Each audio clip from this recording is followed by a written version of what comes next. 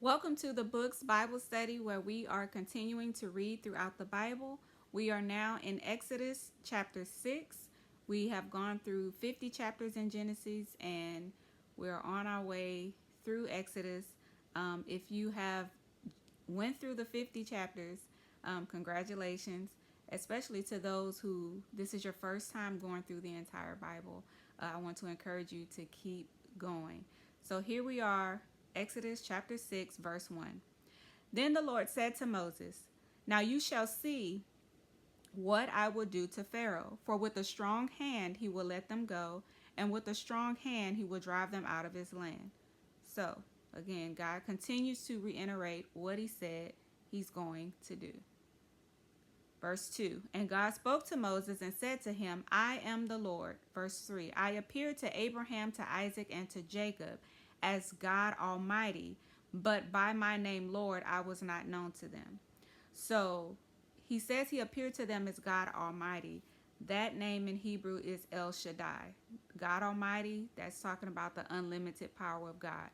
So he appeared to Abraham, Isaac, and Jacob as the God of unlimited power, but by his name, Lord, which is Yahweh or YHWH, that's the personal name of God, and he was not known to them by that name. So El Shaddai was mentioned in Genesis chapter 17, so we missed that one. So at those of you that are writing down the names of God, add El Shaddai, which is God Almighty. So you know how you can be called by your title, right? Mother, father, sister, brother, sibling, cousin, whatever your job title is. But someone who calls you by your name and not your title or your affiliation, that is someone who knows you. For instance, if someone says, say your child's teacher can say, "Oh, you're the mother of so and so." Well, they know your child, but they don't know you. Does that make sense? So the name or titles of God shows the many sides of his character, right? So God says in verse 4, "I have also established my covenant with them to give them the land of Canaan, the land of their pilgrimage in which they were strangers." So this pilgrimage started with Abraham, right? When God told Abraham to leave his kindred, right? They began to go through the land of Canaan, and they went to Egypt when there was a famine. Okay, so that's when they would travel back toward Egypt. So verse 5 says, "And I have also heard the groaning of the children of Israel, whom the Egyptians keep in bondage, and I have remembered my covenant." Verse 6, "Therefore say to the children of Israel, I am the Lord. I will bring you out from under the burdens of the Egyptians. I will rescue you from their bondage, and I will redeem you with an outstretched arm and with great judgments." Verse 7, "I will take you as my people, and I will be your God. Then you shall know that I am the Lord your God, who brings you out from under the burdens of the Egyptian." So this is when they will know him personally, right? Not just as Adonai or as God Almighty, right? Because a lot of times we know God to be great, we know of his unlimited power, but we don't have a personal relationship with him, okay? Verse 8 says, "And I will bring you into the land which I swore to give Abraham, Isaac, and Jacob, and I will give it to you as an heritage. I am the Lord." Verse 9. "So Moses spoke thus to the children of Israel, but they did not heed Moses because of anguish of spirit and cruel bondage." So Moses is telling them exactly what God promised them, right? But they cannot receive it because their spirit has been broken and consumed by the cruelty of the bondage that the Egyptians are placing upon them. And so if you can imagine, if something has happened to your parents, and maybe even the same thing has happened to your grandparents, then your family may be exhausted and has grown impatient, waiting on that freedom, waiting on that breakthrough, waiting on that great thing to happen, so much so that they start to accept that bondage, right? And I think many of us, probably all of us, know people in our family that have accepted that bondage, right? But we should never get to a place where when God is about to do the thing that he promised, that we're not able to receive it, right? So we have to always keep the faith. If he said it and he's consistently said it, and when it's coming to that time, most of the time, because of whatever we have been going through, we fail to take hold of that thing and take it all the way till we see it come to pass, right? So some of you have been experiencing this in your families, and I just want to encourage you to keep the faith, right? I told you, as we read the Bible, you're going to see yourself, okay? And it is God speaking to you how to handle that thing, right? Verse 10, and the Lord spoke to Moses, saying, verse 11, go in, tell Pharaoh, king of Egypt, to let the children of Israel go out of his land. Verse 12, and Moses spoke before the Lord, saying, the children of Israel have not heeded me. How then shall Pharaoh heed me? For I am of uncircumcised lips. Verse 13, then the Lord spoke to Moses and Aaron and gave them a command for the children of Israel and for Pharaoh, king of Egypt, to bring the children of Israel out of the land of Egypt. So even after another one of Moses' complaints or doubts about his lips not being right, or maybe him speaking right, God still commands them to tell Pharaoh to let his people go. Okay, how many of y'all that's your testimony? God don't care about those excuses. He's still telling you to do the same thing, right? Verse 14, these are the heads of their fathers' houses. So we're going to go through the names of the sons of Israel, the sons which are the sons of Jacob. Okay, we call them tribes, the tribes of Israel. So the sons of Reuben, the firstborn of Israel, were Hanok, Palu, Hezron, and Carmi. These are the families of Reuben. Verse 15, and the sons of Simeon were Yemuel, Yamin, Ohad, Yakin, Zohar, and Shaul, the son of a Canaanite woman. These are the families of Simeon. Verse 16, these are the names of the sons of Levi according to their generations, Gershon, Kohath, and Merari. And the years of the life of Levi were 137.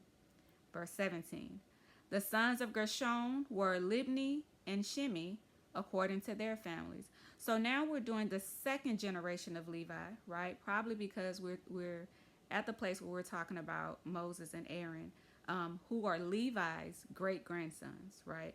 So you see, for Reuben and Simeon, they just did that first generation after them, but now we're going into the second generation of Levi. Verse 18, and the sons of Kohath were Amram, Yitzhar, Hebron, and Uzziel. And the years of the life of Kohath were 133. Verse 19, the sons of Merari were Mali and Mushi. These are the families of Levi according to their generations. Verse 20, now Amram took for himself Jochebed, his father's sister, as wife, and she bore him Aaron and Moses. All right, so 4 generations down, we have Aaron and Moses. So Jochebed is Moses and Aaron's mother. Okay. And the years of the life of Amram were 137. Verse 21. The sons of Yitzhar were Korah, Nepheg, and Zikri. So we are continuing with more of Levi's great-grandsons, which are Aaron and Moses' cousins, right? Nepheg is also the name of one of King David's sons, right? But David is from the tribe of Judah, not Levi, right? So just remember, sometimes we will see names that are the same or similar, so we just have to make sure that we place them with the right family, okay? Verse 22, and the sons of Uzziel were Mishael, Elisaphan, and Zithri. So when Aaron's sons were killed for offering profane fire on the altar, Moses called Mishael and Elisaphan, their cousins, right? These are Moses and Aaron cousins, to remove Aaron's sons' bodies off the altar, right? So, verse 23, Aaron took to himself Elisheba, daughter of Aminadab, sister of Nahshon, and Nahshon was the leader of the tribe of Judah. So they're intermarrying between the brothers' families.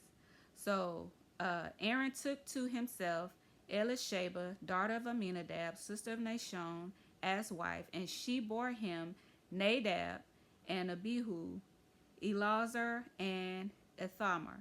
Right? So Nadab and Abihu, those are the two that died immediately after offering profane fire before the Lord.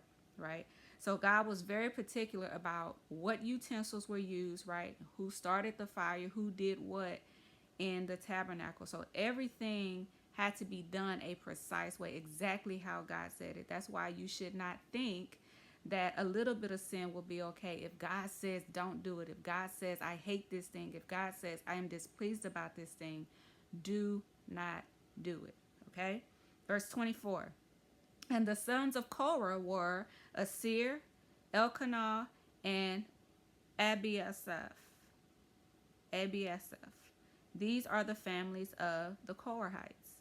So Korah, okay, with a couple of Reubenites from Reuben, they gathered 250 leaders to come against Moses and Aaron, right? Because they thought that they put themselves above everyone else as priests, right? But we know that God specifically chose Moses and Aaron. However, all of them were not there when that happened, right? Verse 25 says, Eleazar, Aaron's son, took for himself one of the daughters of Putiel as wife, and she bore him Pinchas. These are the heads of the fathers' houses of the Levites according to their families. So it went all the way down to Aaron's sons, right? Verse 26.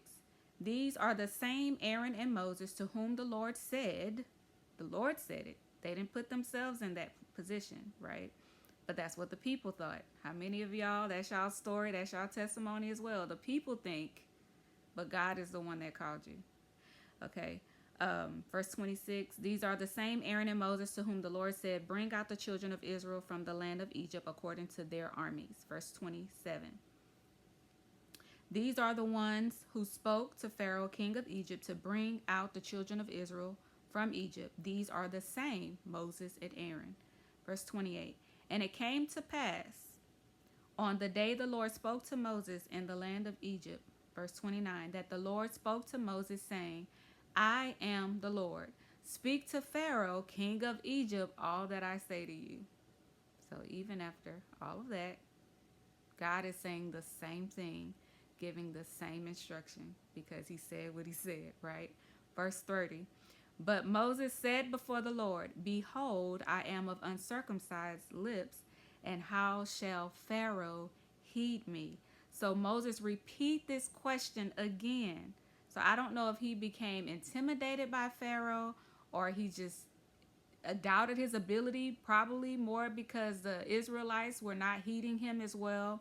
But we will see in the next chapter if Moses obeyed the command of God that he keeps telling him multiple times, and go to Pharaoh again to tell him to let the people go, right? And we'll see if he will be obedient until Pharaoh lets the people go, right? And if you've read some of the Bible, then you know the ending. But for those who have not, let's just read it later, right?